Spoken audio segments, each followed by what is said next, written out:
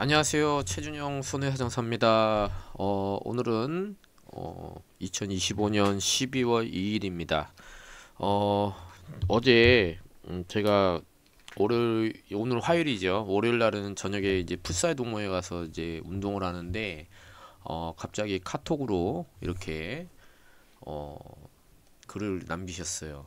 근데 보는 순간 너무나 이 띄어쓰기 잘 하셨는데 너무나 컴퓨터로 치신 건지 어지러워 갖고 제가 예전에 이제 어렸을 때 많이 보던, 우리 때는 그 매직아이라고 그런 것도 있었고 그 웰리를 찾는 것처럼 꼼꼼하게 다 읽어봤습니다. 근데 결론은 아버지께서 자전거 도로에서 사고가 났는데 가해자다. 그래서 피해자를 찾아가 어머니께서 되게 고생을 많이 하시나 봐요. 그죠? 뭐 치료비라든가 뭐 치료할 건지 말 건지부터 해서 또 보상금을 요구하겠죠.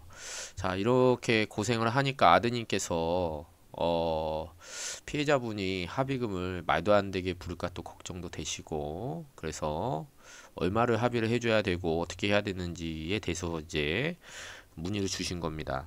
그래도 어떻게 제가 이제 유튜브도 하고 유튜브 회원이 그렇게 많지는 않습니다. 이런 식으로 이제 강의한 내용을 올리기 때문에 조금 그 보상은 되게 진지하고 되게 어렵고요. 그런 건데 이런 거를 뭐 이해 쉽게 뭐 단순 홍보성으로 전 되게 하기가 싫었고, 어떤 이것도 지식과 정보고 저의 노하우와 지식들이잖아요.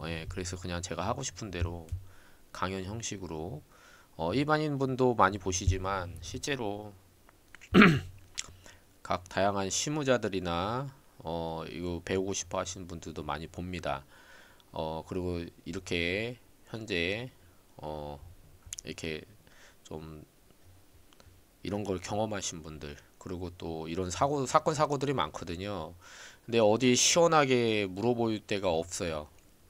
AI로 이거 쳐봐야 정확한 답변이 안 나옵니다. 자, 그래서 제가 손해보험 상품에 이게 있고 증권을 확인해 보십시오. 그래서 이렇게 다 찾아서 보내드렸어요. 근데 가족 일상생활 배상 자체를 모르시더라고요. 그래서 이렇게 이름 주민번호 주시면 제가 조회를 해드리겠습니다. 근데 다행히 아버지 이름으로 손해보험 상품이 있답니다. 물론 그쪽 보험사로 전화를 해서 어떻게 접수하는지를 안내 받으시면 조사자가 알아서 다 해결할 겁니다. 그리고 정말 감사합니다. 그죠? 요게 이제 짧게 저녁 9시쯤에 이루어진 건데 어, 답변이 제가 운동하는 중이라서 좀 빨리빨리 할 수는 없었는데 급하게 찾아서 핸드폰으로 했습니다. 이게 전화는 받을 수 있는 상황이 아니라서 이렇게 카톡으로 남겨주시면은 제가 또 답변 드리고, 이런 거는 좀 많이들 모르시니까 같이 공유해도 좋겠다라고 하는 것들은 이렇게 영상을 만들어서 올립니다. 그래서 가족 일상생활은 솔직히 모르신 분도 되게 많습니다. 왜냐면 보험 판매하시는 분들이 설명을 안 해요. 제가 가끔 이제 보험 대리점이나 이제 설계사분들 대상으로 강의를 하는데 일상생활을 하면 그거 뭔지 알아요. 그럼 한마디 물어봅니다. 그러면 고객한테 이런 내용을 설명하셨습니까? 그러면은 그런 거 시간이 없대요. 진단비나 뭐 이런 질병에 관해서는 이제 뭐 요양비, 간병비, 그 다음에 뭐 입원비 뭐 이런 거는 많이 얘기하겠죠. 근데 가족 일상생활 배상을 설명하고 싶어도 정확하게 모르는 겁니다. 간단하게 일상생활에서 이 피보험자 본인이 누군가를 다치게 한 경우에는 1억 한도 내에서 자동차 교통사고 처리처럼 보상이 됩니다. 정도는 얘기를 해줬으면 좋겠죠. 근데 본인도 해본 적이 없는 거예요. 그래서 자, 운전자 보험에도 있습니다. 어린이들 자녀 보험에도 있고요. 대신에 종신보험이나 이런 생명보험 있잖아요. 삼성생명, 뭐 라이나 생명, 뭐 생명보험 많지 않습니까? 뒤에 생명자 들어가는 데는 없어요. 없다고요. 그래서 아쉽게도 생명보험에는 배상 책임 담보가 없습니다. 그래서 가족 일상생활 배상은요, 복잡하죠. 그냥 일상생활 중에 타인에게 손해를 입힌 경우, 우리 아들이 알바를 하는데 일하다가 사장님이 오토바이를 좀 옮겨 놓으라고 그래서 하다가 오토바이가 넘어가면서 벤츠 차를 긁었어요. 됩니까? 안 됩니다. 왜 그럴까요? 일상생활이 아니고 알바, 일을 하던 중에 업무 중에 사고는 보상되지 않습니다. 예.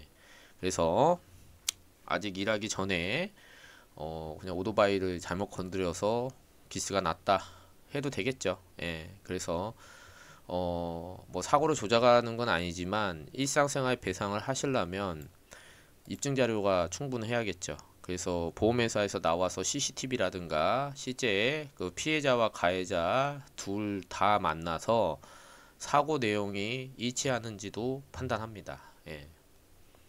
그리고 보상되지 않은 손해들도 많아요. 그거는 전에 한번 또 따로 시간을 내서 제가 강의를 해드릴 텐데, 우선 이 사고에 있어서는 여러분들이 가족 일상생활이 뭐냐, 예, 보험 상품에 들어가 있다, 손해보험 상품에. 그리고 또 하나 말씀드리면 아버님이 사고가 났는데 아까 아버님이 보험이 있다고 했죠. 근데 아버님이 보험이 없으면 어떻죠? 어머님이 보험이 있으면 됩니다. 아니면 그 저한테 문의를 주신 아드님께서 보험, 손해보험 상품, 운전자 보험이라도 있으면 일상생활 담보가 있는지를 확인하면 가능하다는 거예요. 그게 무슨 말이냐? 말이 어려운데 피보험자 범위, 자, 내가 아니더라도 내 배우자 그리고 자녀가 든 보험을 활용할 수 있다는 겁니다. 이거는 자녀가 피보험자인데요. 그래도 가족입니다. 그죠?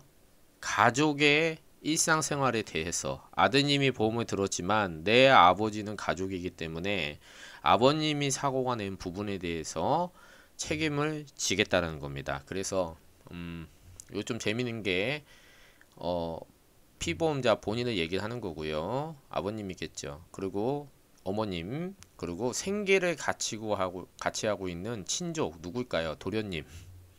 예전에는 저도 저희 삼촌하고 같이 살았는데요.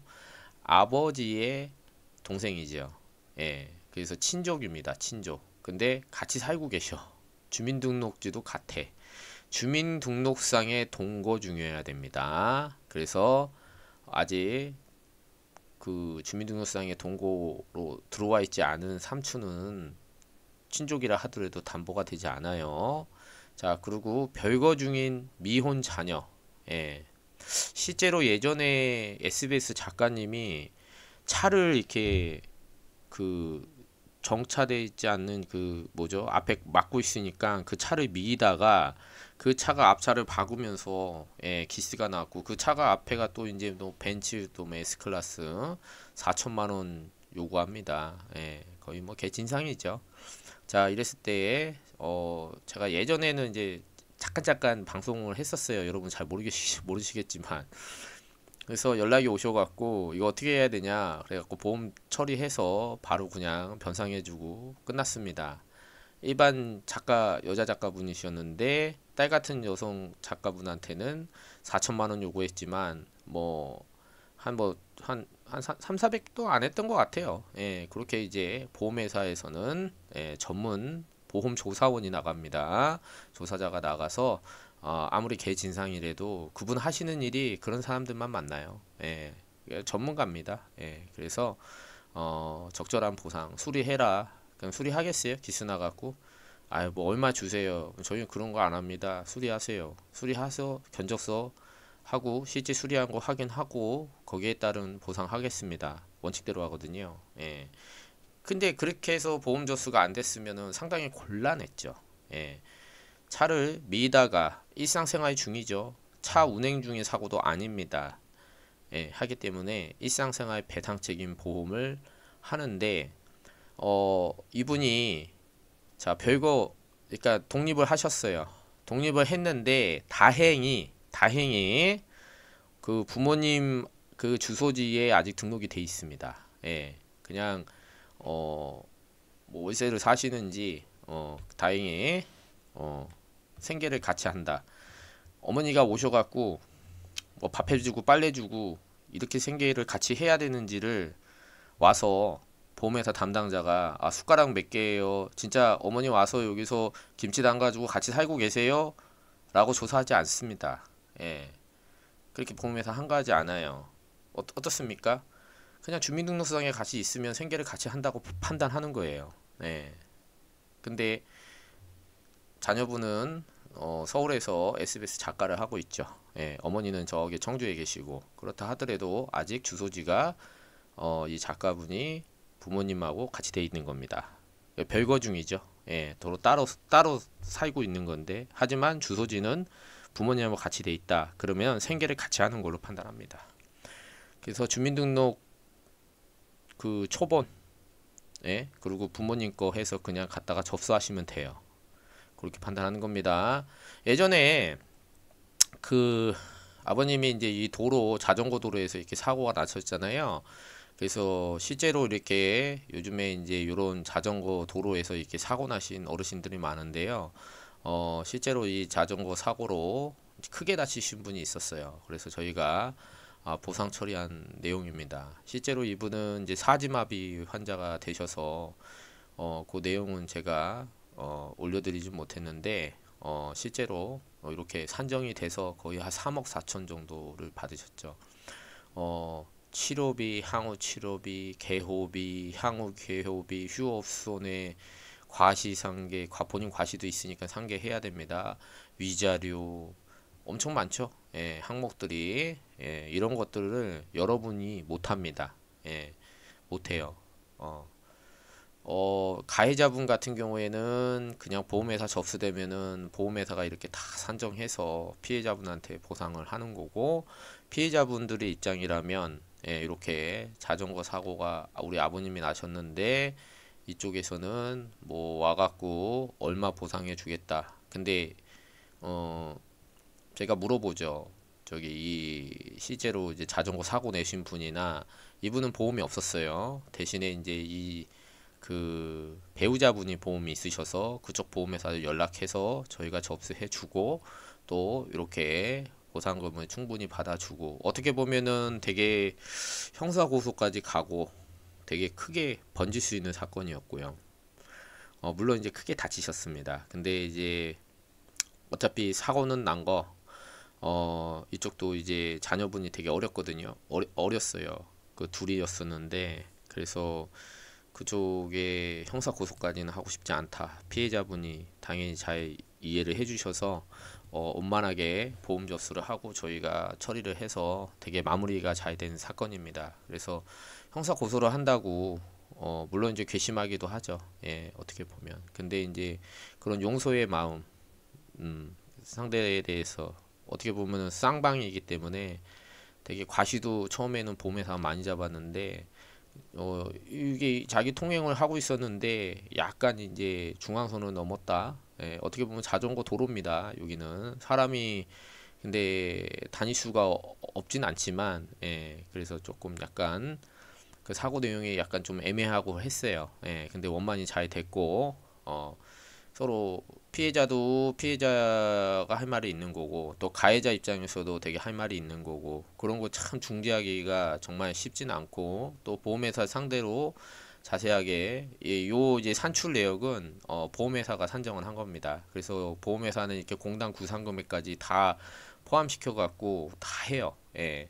저희는 되게 심플하거든요. 근데 그 가운데서도 처음에 했던 산정 금액보다는 많이 올랐어요. 예, 저희가 또 제가 손해사정서 저희가 쓴 거는 좀 오래돼 갖고 이게 파일을 제가 저장해 놓은 게 없네요. 그래 갖고 소개해드리기가 좀 어려웠는데 결국에 그 소개해도 여러분이 이거 보시면은 잘 몰라요. 사고가 안 나시기를 바라지만 사고가 났을 때는 이런 거를 여러분들이 하나하나 다 손해보지 않고 산정해서 제출하고 사고 조사하기가 정말 쉽지 않습니다. 그래서 오늘은 그 내가 가해자가 됐다면 가족 일상생활 배상을 한번 살펴보자.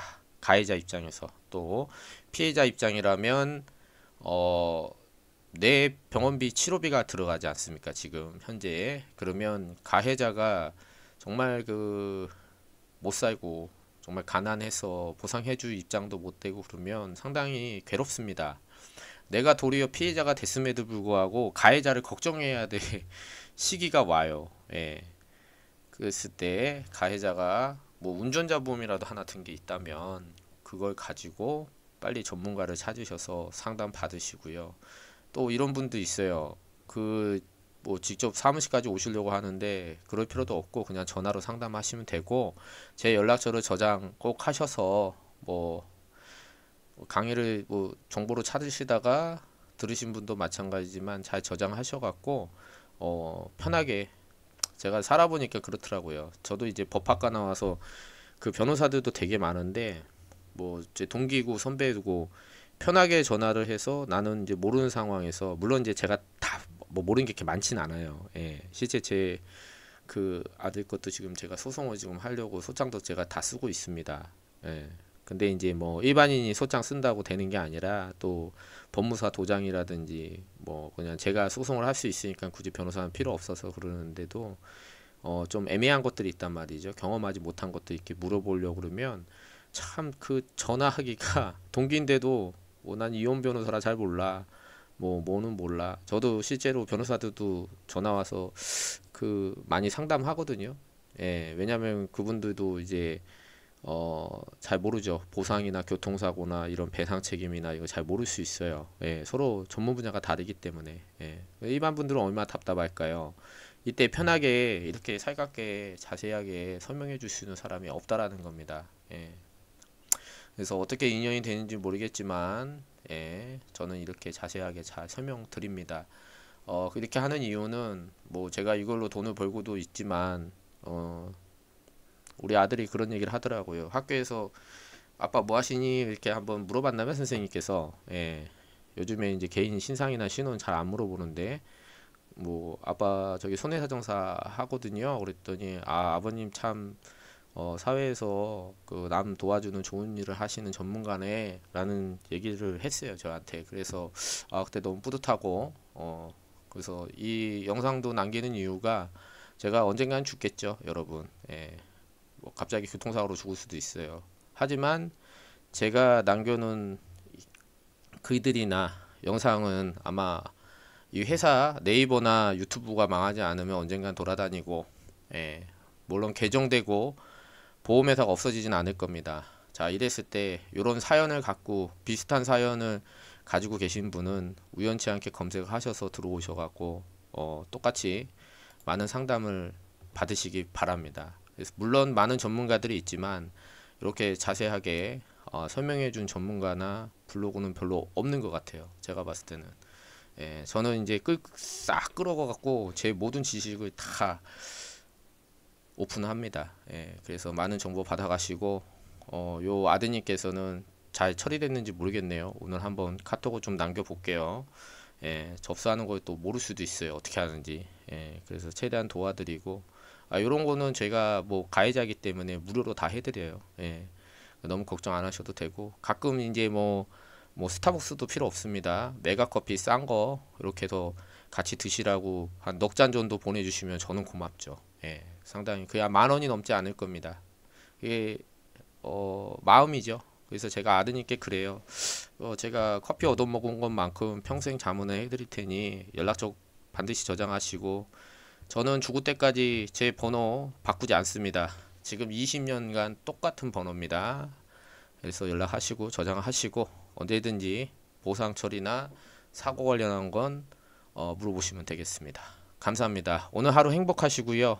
오늘 강의하는 건 마지막이고, 또 저도 이제 또 일을 해야 돼요.